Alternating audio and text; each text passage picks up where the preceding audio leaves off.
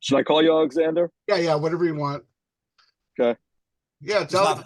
Alexander Lawrence from the Portable Infinite here, and we're here with Michael Wiener and Jim Coleman, and everyone. You guys are live in New York, right? Or I do. Uh, yeah, Jim used to. I'm located in Savannah. I'm an expat New oh, Yorker. okay. When did you all like move to New York? I moved there originally in '91, and then I came back in '96. So I was there most of the '90s up until 2004 or five. When were you guys first there? I came in 82, I think it was. Okay, 81, 83, somewhere around 82. Yeah.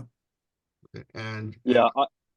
I got here at the beginning of I started trying to get here as college closed out around I had an interview for a magazine job that kind of fell through in fall 2091, and then started to make preparations in 92 and got here at the beginning of 93. So been here ever since. okay, Where so are you? Where are you now, Alexander? I live in LA. I'm from LA. I'm from California. I moved out. I lived in San Francisco for many years. I grew up in San Fran. I lived in New York, most of the '90s. Almost a 10-year stint there, and Okay. London a couple years. But It sounds like you fell short of your citizenship by a couple days there, Lawrence. I mean, Alexander, excuse yeah. me. Oh yeah, people call me Lawrence The too. 10 year, you fell short of the 10 year citizenship. Yeah, yeah. I think it like I mean, as a person from California, it seems like it takes like about 3 or 4 years where New York stops appearing like a movie set and it just becomes like, oh, this is where I live. Because Right. we're all close to the same age. It's like, oh, it seems like you just grow up in the '70s, like watching all these Woody Allen films and Cassavetes films, and you just have this filmic like memory of New York when you first go there, and then it kind of at some point it kind of disappears, and it's just like, oh, I just happen to live on 13th Street or whatever. I'm Well, glad I you think weren't you're talking about. referencing like I'm glad you weren't referencing Escape from New York and but Oh yeah, yeah, anyway. yeah, yeah. I definitely saw that one before I got to New York. So we're here today because we're celebrating this band, The Children, and they're veterans of such bands as Swans and Cop Shoot Cop and others, and hardcore New Yorker people. And the album that's coming out on the 29th is called A Sudden Craving. I listened to it, and it's going to be available soon for everybody. And so like you guys, so is when you moved to New York, was it like, oh, you moved there, you wanted to be in a band? Is that like what the idea was there? Was that why you moved there, or just you just kind of moved there for other reasons? For me, I actually moved there because I was working at this experimental film place called uh, what was it called? Something for Living Cinema. Oh yeah. And it was a place to go see experimental films. So I was working there. I was more into experimental films at the time. That's what kind of took me to New York, but also like, the whole scene at the time. It was just, kind of lawless and a bunch of great clubs and it was kind of center of the world in a way. And it felt like that at the time. And Michael? Yeah, I came here as a writer. I came here because of a job, as I was talking about it. I was interviewing for jobs at the time coming out of school, and I was also at an internship at Spin Magazine. So how I met Jim and other key figures of the underground at the time, I got sort of a little momentum as a critic, as a music critic and cultural critic, and was writing for magazines and newspapers. And then people thought I was interesting. I started getting involved in really initially uh, acting and performance, which continues to this day, as you may know, Alex. And so I met Jim and Phil and others. I met the Cop Shoot Cop guys through writing about them for a magazine. I'm blanking on which one, but I have the tear sheet somewhere. And you know, Jim and I, not to jump ahead in the conversation, but Jim and I sort of much later kind of solidified a friendship and a collaboration that has gestated for quite some time into this miraculous, you know, mid career, shall we say, release, you know, of the children's sort of documented material. So yeah, but I came in as a writer and then as a performer, and then music really came much later, and it really kind of started. I mean, I was there were people who were interested in me, like fronting, like the guys from Helmet were starting this new project, Handsome, which you may remember. They asked me to, you know, audition for that, and people were interested in me for, you know, doing lead vocals and stuff. But that didn't really happen. Didn't really come together until Jim and I started to manifest this. So yeah, I've had many different incarnations in my rich trajectory here as a human and as an artist, etc., as a man. You know, so yeah. Yeah, I think Helmet and Paige Hamilton, I think they're out here in LA now. Hmm. Mm-hmm. I believe you're right. Yeah. And Mm-hmm. yeah, speaking of Spin Magazine, I worked with a lot of the people, writers from the 90s, like Eurydice and William Volman and Dennis Cooper and other Ah, and ah. who's that other guy? Oh, Dean Kuipers. So when you say you worked with them, in what capacity? Well, on different books, on I interviewed those guys. You know, like for my I had like my little indie magazine like that started in San Francisco, and we like I have a copy right here. Like this, like I did a little kind of magazine that was around in New York, and then Nice. I remember that. Yeah. Yeah.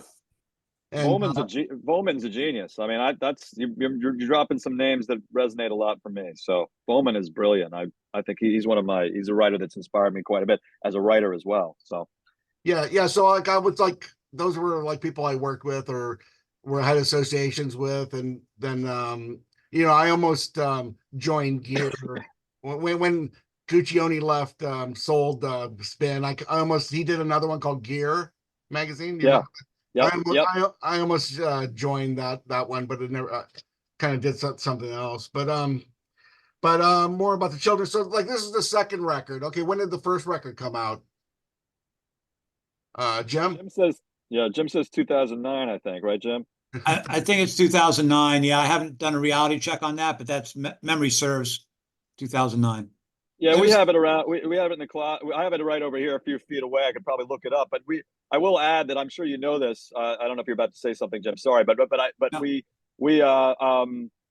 you know, it was a self-release, and it was a very different. I don't know if you've heard any of the material. It's very different, and we've evolved greatly since then. But it was a self-release. This is really, you could call this the first proper release, I guess, would be the way I would frame it. But yeah, yeah. yeah, And nothing. I mean, I think that you can do a lot with self-release, but you need to put some, I don't know, like there was no publicist or anything like that. It was kind of, it just, you know, not many people are even aware of it. right, yeah. I mean, I just heard about you real recently and stuff, and I mean, a lot of these. I mean, Phil's on tour. I mean, a lot of these bands like they sometimes like just the Swans, for instance. You know, like Phil tours with them. Norman used to tour with them, you know, and he opened for him the last time I saw him, like last year, and then you know, Christoph Hahn. I mean, he's playing shows all the time. I mean, like sometimes a band like oh, we're gonna tour for 2 months, and then it's okay. Like if you're a musician, you go, oh, what am I gonna do the rest of the year? And you know, so it's like a band B. Is this like a band B, or is it, or maybe a band B at one point? Now it's a band A now for some of you. But can I say something, Jim, or you want to say something? Yeah, I think you jump in there. Definitely.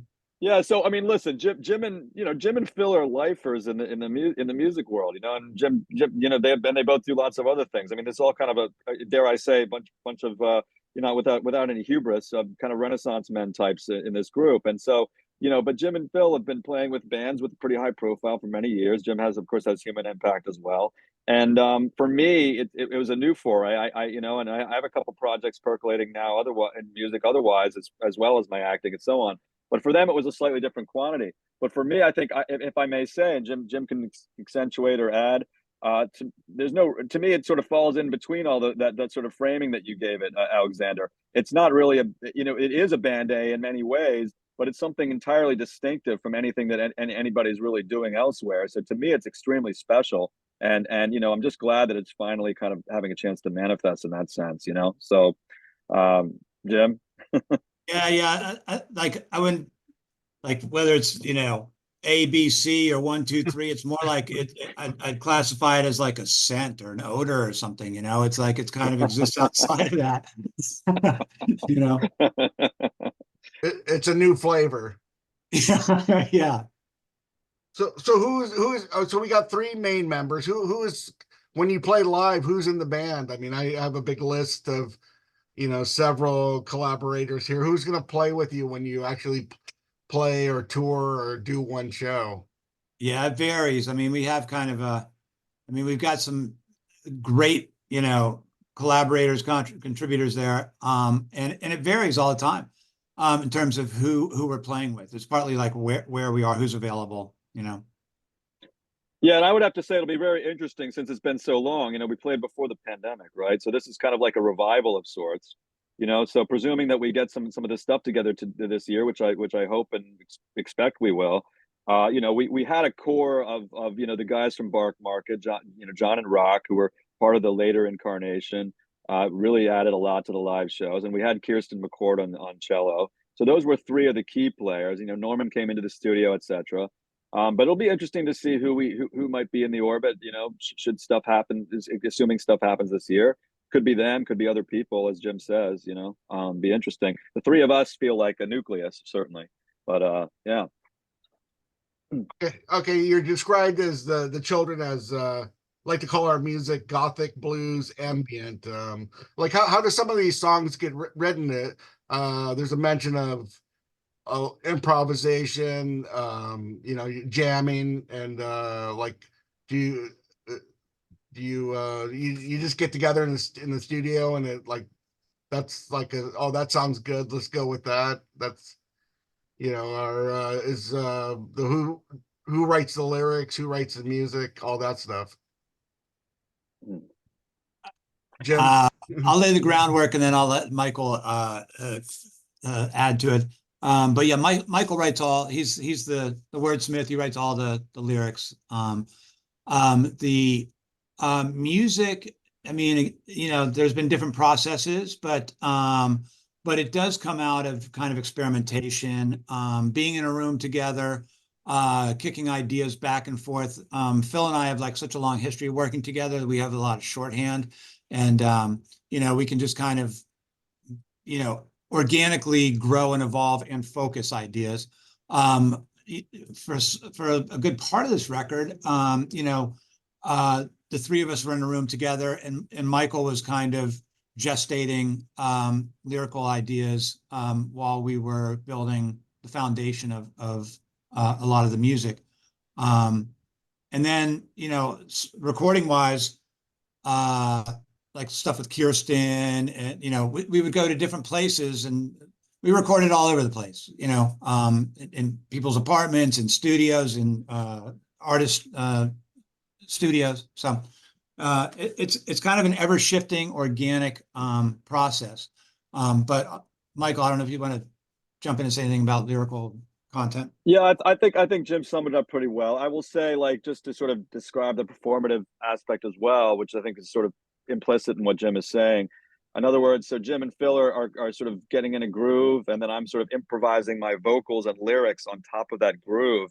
So, in that sense, it's the music is sort of a together thing with the instrumentation being, being the instrumental foundation being laid down by Jim and Phil. And so, we go through it, and then we kind of like breathe and take a few moments and kind of like have a meditative time, and then we come back and kind of I sit there and I kind of look at the lyrics and keep and singing out loud, and then we come back in and we do it again, and we kind of refine it. And this was like in particular, Jim was referring to this retreat we did to an upstate a recording space that was in Jim and his wife's family. And so at the time, and we had this beautiful sort of Zen retreat in which we wrote a lot. is one of our more memorable sort of incubatory processes so far. But yeah, we do that, and then Jim and I might, I would come over and stay over at Jim's place in New Jersey at the time, and we'd be up in the studio before, after dinner, I guess, and we'd be doing stuff until night and looking at what we'd recorded, but then kind of revisiting it. And then Jim would then do some of his production wizardry after that on his own.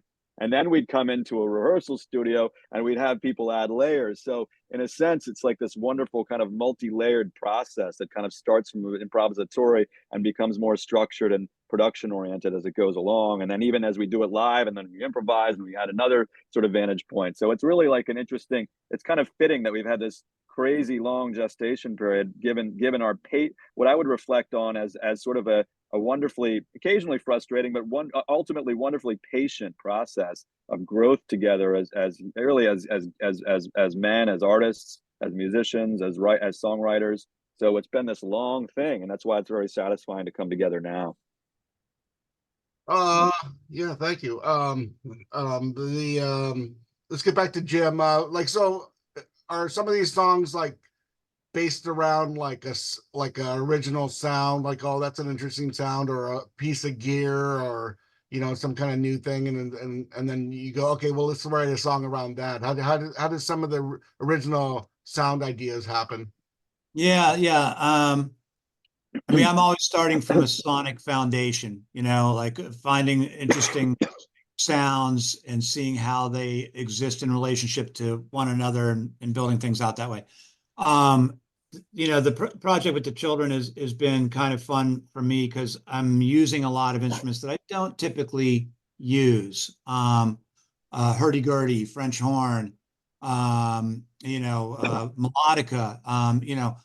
a lot of acoustic instruments that I'm not that I'm known for, but that I typically utilize.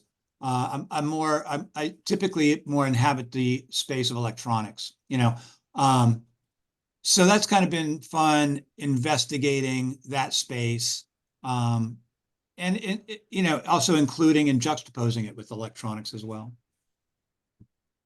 Okay, and yeah, like I was reading here that you did a residency at the Gershwin Hotel. Like, I think I stayed at that place. It's over like north of Union Square there, like on 20th or something. And I think I went to the party for Please Kill Me like back in like 96 there. I think it's the same place, the Gershwin Hotel. Like Alexander, I think you're referring to I think you're actually probably referring to my performance series that I did there for many years. Oh, okay. So this is something that I actually curated, and Jim, right. I think, yeah, and Jim was a guest in the series. I'm pretty sure you did a thing with that novelist, Andrew, right? The historical novelist. Andrew Huebner. Drew Huebner. Yeah, exactly. Huebner. Who's no maybe longer with us. Things. Yeah. Oh my God. Yeah, but my question was going to be like, do you think like the children, like I was just reading about this residency that you curated, and do you think like the children would do like play residencies like in different cities or something? You think that's maybe a possibility, or? That would kind of be ideal. I mean, like, residencies would allow us the space to kind of like, stretch out and explore, which is kind of at the heart of what we try to do. Yeah. Okay. Yeah. Yeah. Because I mean, other than that, you would probably like do like these long tours and stuff. Are you guys up for that? Time will tell on that. We're investigating possibilities for how we can realize this live. Yeah, okay, we'd love it. Yeah, a short tour would be welcome. We haven't even had that yet. So a short tour would be a great start, and or a residency, or whatever, a set of shows, and then we'll take we'll see what we can all fit together on. And what about? I mean, like I listen to this music, it seems very theatrical. It seems like it seems like are we gonna have costumes? Are we gonna have characters? Or what's going? Well, how is the presentation going to happen? Is it just going to be? Are you just going to stand there like a bunch of truck drivers and everyone wears Levi's? Or I have to say it would be pretty hilarious if Jim and Phil adopted some sort of costuming or whatever. But on the other hand, these guys are such strong musicians and pure musical performers that I'm not sure it's necessary. I'm the guy who's the actor and the theater guy and the film guy and whatever. And even for me, I feel like I want to ride on the music at this point. But that being said, I usually would come out with something kind of provocative and fanciful in my costuming and do some kind of, and there's certainly some character work involved, especially when we do improvs for sure. Which has been a great way for us to warm up shows and kind of enter into the show. So moments like that can be very theatrical. You were making me recall in my mind David Sims from Jesus Lizard playing in his bunny suit. But yeah, it's funny. It's definitely, typically I look at a lot of stuff that I get involved in as being kind of cinematic, but it's a really good differentiator that this is more theatrical. And I think like our live show, especially with Michael, his presence and his history kind of brings that. So. Yeah, a question for Jim Coleman. I was reading here that you did some work with Beth B. I interviewed her too, and Oh, you did? she had a studio in Soho. You think she's still there, or?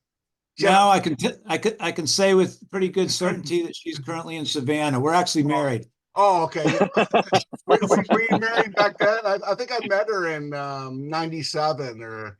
Yeah, so we got married in '95, I think it was. Yeah, you used to have like I think it was on Thompson Street or. It was on Crosby, yeah. Yeah, Crosby, right. Yeah. Yeah, I've actually been there. Oh, that's funny. So we're doing a pretty decent project in Berlin this summer at Silent Green with installations and live performances and it's a kind of a whole program of her films as well. So yeah, Silent Green seems like the place to go in Berlin. Like, seems like a lot of interesting bands play there all the time, electronic acts and. Yeah. Yeah, Beth B. Yeah, she gave me that vagina book. I think I have it here. So portraits. Yeah. I'll tell her you say hi. Yeah, that's good. But you've worked with a lot of filmmakers and stuff, and Hal Hartley, Beth B. Hal Hartley, I actually did some work with what's his name? Todd Phillips, who did The Hangover and all that. He did one of his early films. And then I did a lot of TV series and stuff like that. I mean, I still do stuff occasionally here and there if it's the right project, but I moved away from depending on that for a living. The business is just too crazy. Yeah, I mean, a lot of these things that existed, like and a lot of these characters like Jack Smith and all the who is the guy the film archive guy on Second Street there, the Jonas Makis. Yeah, Jonas Makis. Yeah, he was still alive when I lived there, and the resident alien guy, blanking out here. But I mean, yeah. I mean, there was like theater companies, and the Blue Man Group, I suppose, is still there. But I mean, there was like this whole New York, kind of off Broadway experimental theater, BAM, that people would go to. Does that still exist in New York these days, or? Very much so. And the city is really reawakening, coming out of the pandemic and okay. tumultuous years that we've had recently. There's lots of stuff happening. Yes, it's hard to live here as an artist because it's an expensive place and so on, but it still attracts the highest level of talent and really interesting, energy. So I think the city is in a good place, and it's, the last year or so, it's really starting to really come to life, and interesting things are happening. So, okay. So, okay. So when are the show? When are we going to see some shows? Like, when are we going to announce some dates? Do you think? We don't know. But we will. You'll be among the first to know, Alexander. Okay. But yeah, Okay, we would like to be able to say something. We're going to figure it out. If you know of any places for residencies in LA that might be actually viable, let us know. Yeah, it might be interesting. Totally, we some input. Well, I don't know how many records you guys have released. I think maybe Jim has more experience with that. But I ask people these questions, just how much control do you control like all the masters of all the records you've done in the past? Well, sometimes yes, sometimes no. Um, it's like with Cops You Cop, we've it circled back to us, but for years we didn't, you know. Um, for the children we do, for Human Impact, yeah, it's like so, but it wasn't always the case. Yeah, yeah. It's just kind of interesting because, like, you hear these stories about Wire and Gang of Four and how they get the rights back to their early work, and they control it, and they seem like Wire seems to like just kind of exist on, the whatever, like, payments for old records or something. Yeah, the business has changed in weird ways. I mean, I at one point had to buy myself out of a record deal. And most royalties I see are still from like work that I've done in television and film, you know. Um, let's see. Maybe I should ask you, like, are there any books that you could recommend for our audience out there, Michael? Let Oh, Michael take books? Yeah, Totally just books? yeah, yeah. Just like novels or anything you've read recently, like in the last year, that you maybe we should check out. I went back to school during the pandemic and did this interdisciplinary liberal arts program at Dartmouth College. And between that and trying to get a job and working on this and working on other music projects and acting and everything, it's all a blur. But I can tell you, I've read a lot of books in the last few Mm. years, and I'm trying to think of what I would recommend right off the top of my head. And so I'm actually literally peeking over to my sort of some of my coffee table stuff. Um, uh,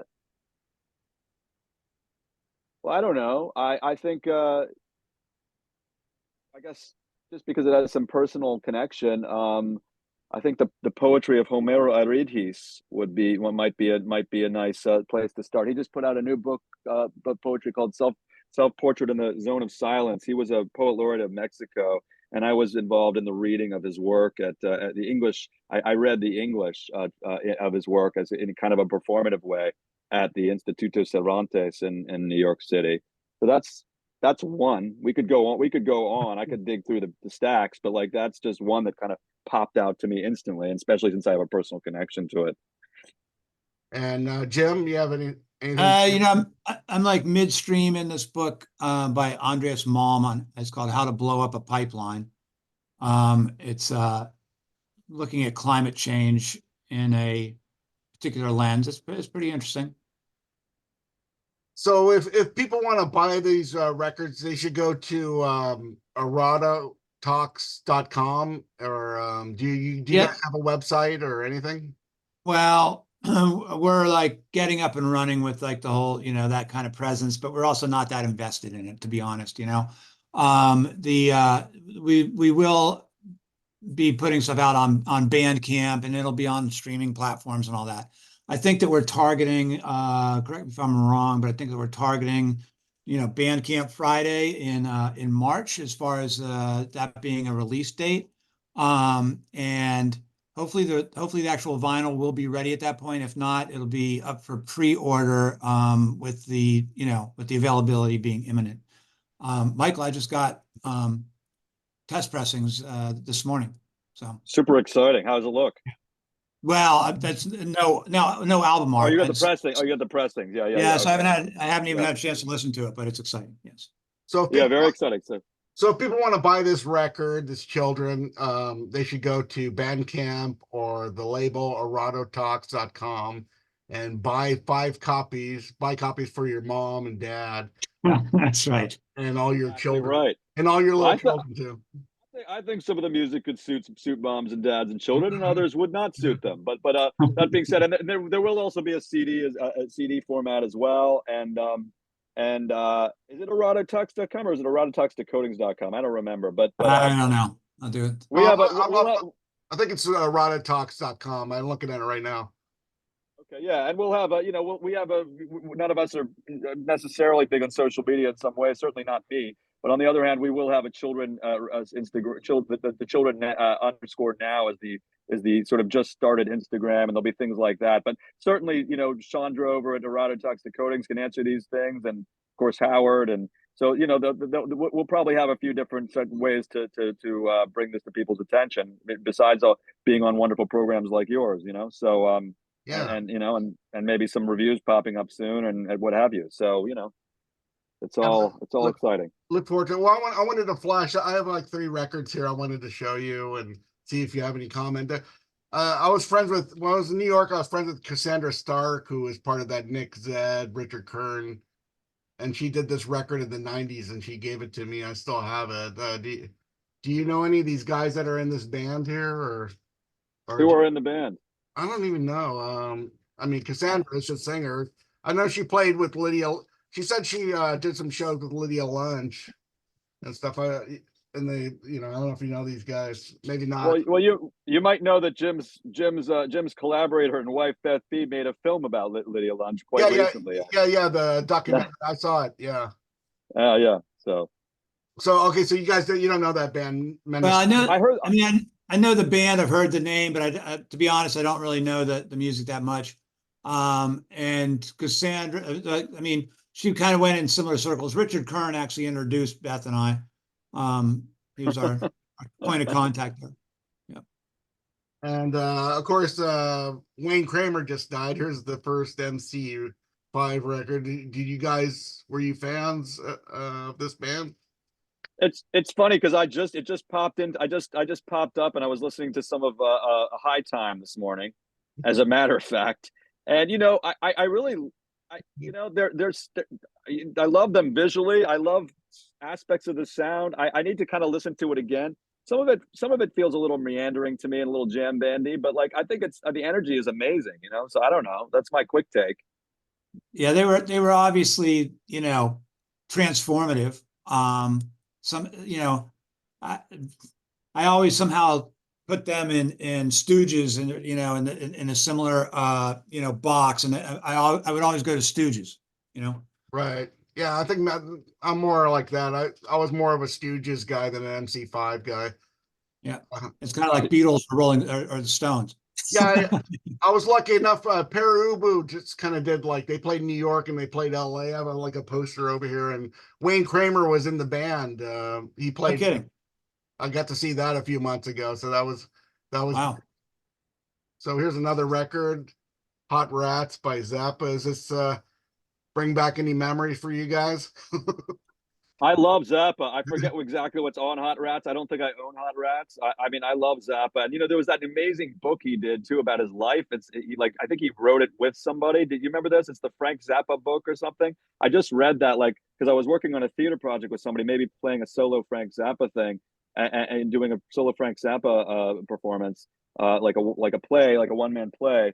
And I read that book, and, he's such a generous artist and interesting guy. And such an interesting combination of precision and sort of virtuosity, but then this incredibly sort of inquisitive, experimental spirit, and so omnivorous in his interests. And I think he's an amazing guy. Yeah. So I forget what's on Hot Rats, but I love Zappa, even though he gets a little noodly sometimes. I love him. Well, he had Captain Beefheart's on one track, and then Shuggy Knight played bass on this record, I think.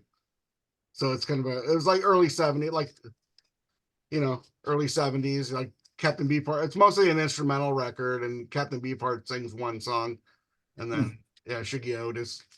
Okay, well, I think we've been going a while here, so we're looking forward to the record, The Children. Got to remind everyone, I'll have links in the description here, and it'll be on YouTube this weekend here. And thanks again for you guys talking to me. It's real interesting band, and I look forward to the shows. And thanks for taking my call here. Absolutely. Thanks. So wait, is it audio, or how does this come? Sorry, it'll be both audio and video. Yeah. So we actually were on video. I was not prepared for that today. Okay, that's fine. No, it looks good. No. Unless you want me, I interviewed Michael Giron, and he wanted me to take the video out, so I just put a picture up there. I think it'll be good with the video, I think. You look marvelous. Come on. It'll be fine. You too. Yeah, let us know when it's up and we can, post a link or whatever. Yeah, because yeah, because I I do. I used to do. I went with Beth B. I got like I have the textual one, but if I figure if I did a video with Beth B, it would probably like 1,000 or 5,000 people would check it out. um, Don't see why not. if you want, I don't know if you have my email. If you want, I can give you my email. You can just like hit me up when it's up. Yeah. Well, I'll send it to Howard. I'll send it. That's fine. Yeah. Okay. He'll get Cool. Okay. Well, we gotta go, and this is the end. Bye, everybody.